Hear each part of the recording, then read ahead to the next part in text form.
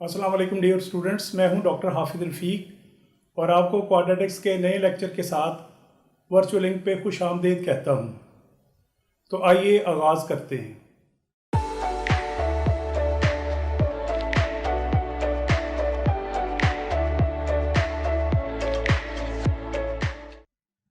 Welcome back dear students.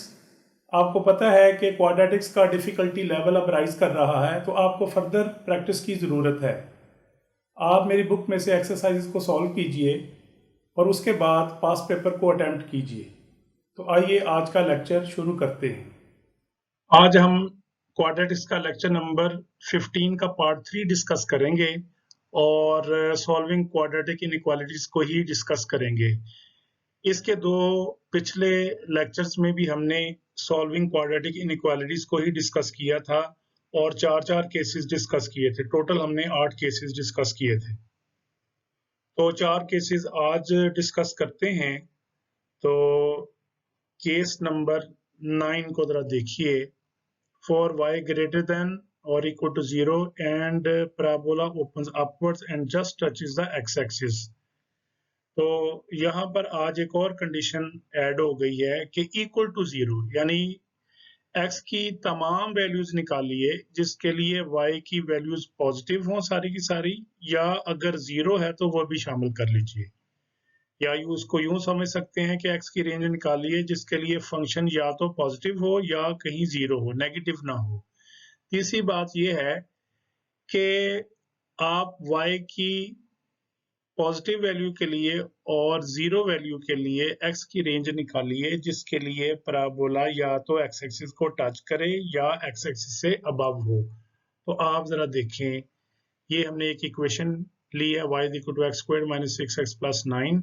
इसमें a greater than 0 है और हमने ये एक्सिस प्लॉट कर दिए, पैराबोला को स्केच कर दिया।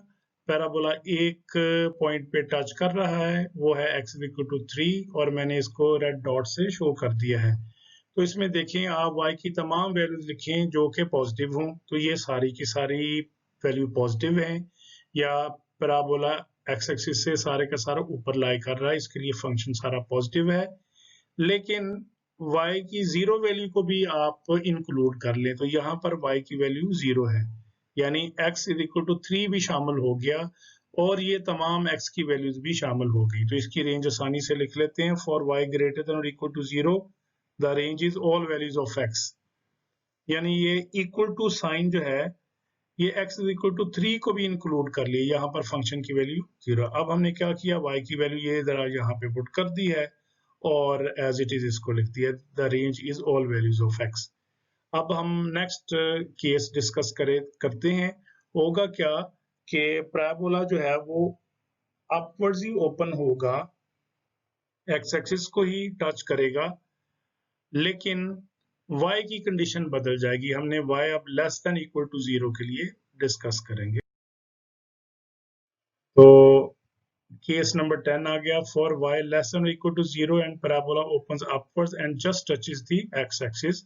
तो ये हमने इक्वेशन वही लिख दी और a ग्रेटर देन 0 है, x एक्सिस और y एक्सिस प्लॉट कर दिए, ये पैराबोला स्केच कर दिया वहां पर, ये एक पॉइंट पे टच कर x = 3 पे रेड डॉट के जरिए से इसको शो कर दिया।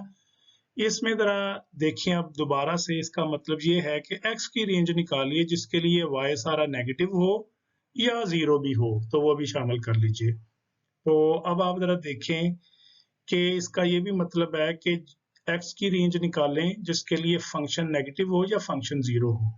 तो फंक्शन इस पॉइंट पे 0 हो रहा है और नेगेटिव कहीं भी नहीं है, क्योंकि पैराबोला जो है वो x एक्सिस से बिलो लाई नहीं कर रहा। तो इसका मतलब है कि सिर्फ a की वैल्यू x = 3 ही हम कंसिडर कर सकते हैं, क्योंकि इसके लिए ये वाली कंडीशन फुलफिल होती है जिसके लिए y 0 है, लेस देन वाला पोर्शन नहीं होगा, तो a की वैल्यू रेंज में शामिल होगी। तो हम लिख लेते थे, for y greater than equal to 0 the range is only one value that is x = 3।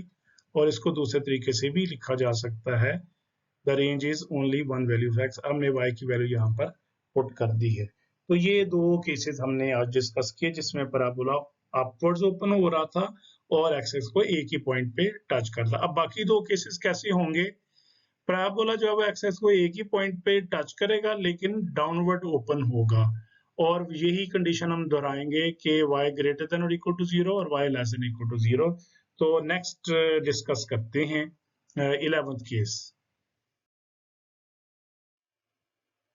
Case number 11 में है फॉर y ग्रेटर देन और equal to 0 and parabola opens downward and just touches the x axis. तो ये हमने equation consider कर ली। a की वैल्यू नेगेटिव है यहाँ पर, ये मैंने ये लेसन 0 शो कर दिया। x एक्सिस और y एक्सिस प्लॉट कर दी। ये पैराबोला डाउनवर्ड ओपन हो रहा है, x एक्सिस को एक पॉइंट पे टच कर रहा है, वो कौन सा पॉइंट है, x इज इक्वल टू 2 है। ये रेड डॉट से मैंने शो कर दिया। अब यहाँ पर दोबारा कंसिडर करते हैं, x की रेंज लिखनी है जिसके लिए y पॉजिटिव हो।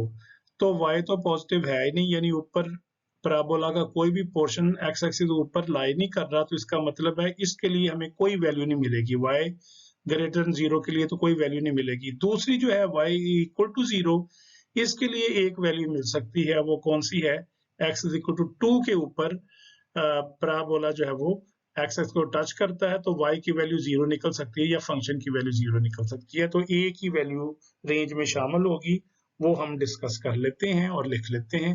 फॉर y ग्रेटर देन और equal to 0 the range is only one value that is x is equal to 2। और दूसरे अंदाज में लिख लेते हैं कि अगर ये वैल्यू पुट कर दी जाए y की जगह पे, तो ऐसे भी हम लिख सकते हैं for -x² + 4x - 4 greater than or equal to 0, the range is only one value of x, which is x is equal to 2। तो केस नंबर 12 हम डिस्कस करते हैं। For y less then or equal to 0 and parabola opens downward and just touches the x axis। तो ये मैंने equation लिख दी है, और a लेस देन 0 है, x axis y axis plot कर दिए, पैराबोला डाउनवर्ड ओपन हो रहा है, ये मैंने स्केच कर दिया। इस पॉइंट पे x एक्सिस को टच कर, x इक्वल टू -4 पे, ये रेड डॉट से शो कर दिया मैंने इसको।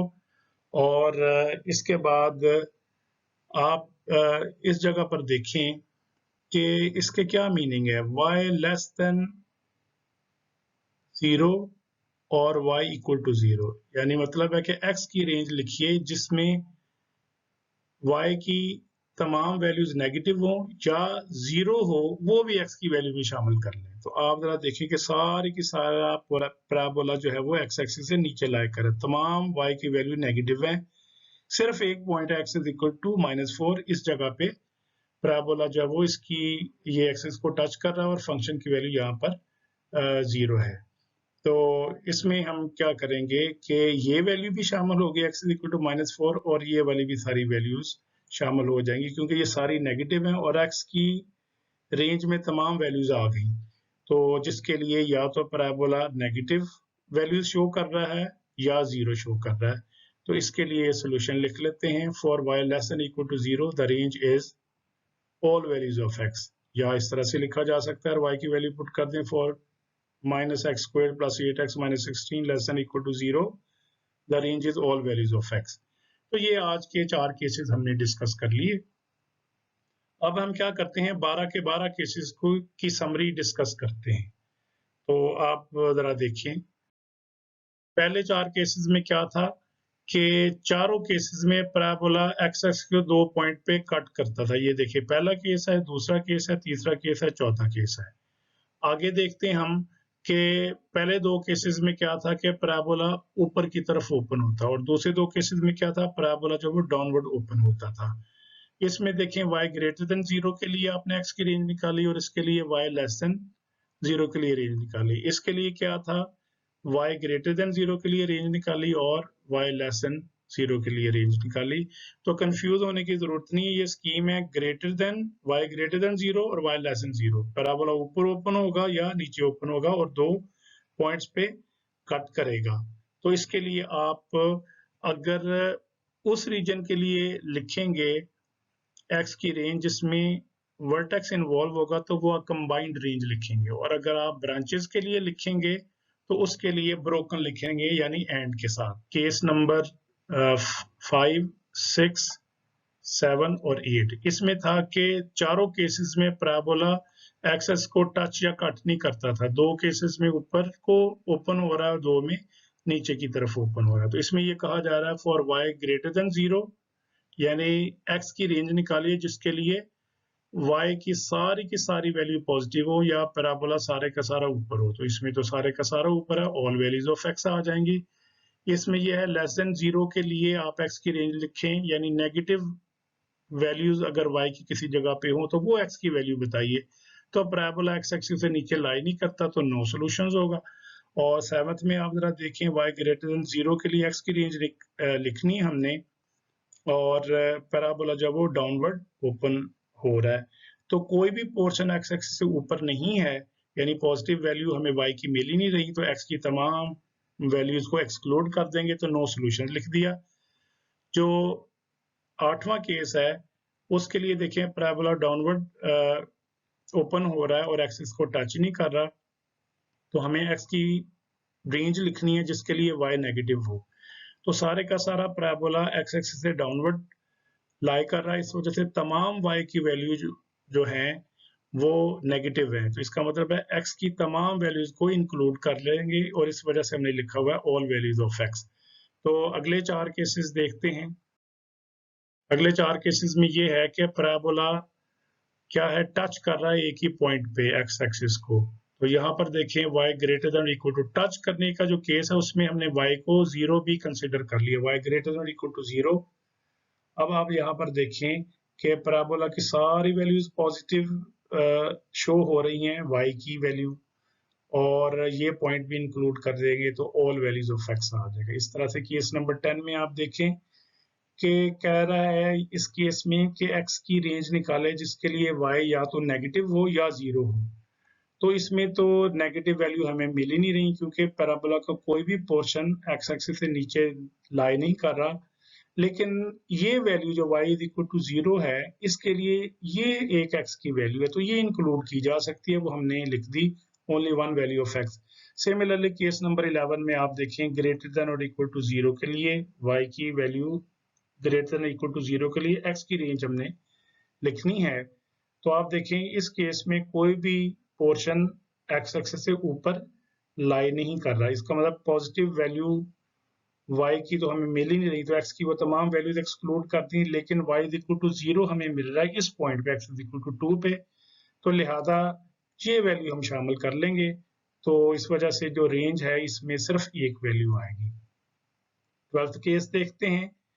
तो इसमें आप जरा देखें कि y less than equal to 0 के लिए हमें x की रेंज निकालनी है। तो पैराबोला की जरा पोजीशन देखें, ये डाउनवर्ड ओपन हो रहा है और इस पॉइंट पे ये टच कर रहा है एक पॉइंट पे। हमें सारी y की नेगेटिव वैल्यू किधर मिल रही है, ये नीचे की तरफ मिल रही है।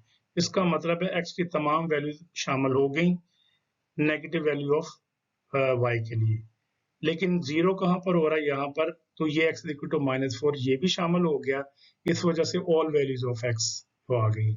अब हम इसकी फर्दर प्रैक्टिस करेंगे क्वेश्चन को सॉल्व करके। तो इस वजह से आपने इन तमाम केसेस को रिव्यू करते रहना है, लेकिन बेसिक कॉन्सेप्ट आपको होना चाहिए। ये 12 केसेस आपकी सहूलत के लिए बनाए हैं, कन्वीनियंस के लिए बनाए हैं, आपको कंफ्यूज करने के लिए नहीं। लेकिन जब आप प्रैक्टिस करेंगे तो इनको याद करने की कोई ज़रूरत नहीं, आप खुद ब खुद ही क्वेश्चन को सॉल्व कर लेंगे। तो आज के लेक्चर को यहीं फिनिश करते हैं।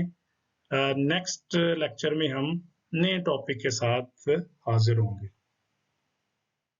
उम्मीद है आपको लेक्चर समझ में आया होगा, और अगर पसंद आए तो लाइक कीजिए और मेरे चैनल को सब्सक्राइब कीजिए। Thank you.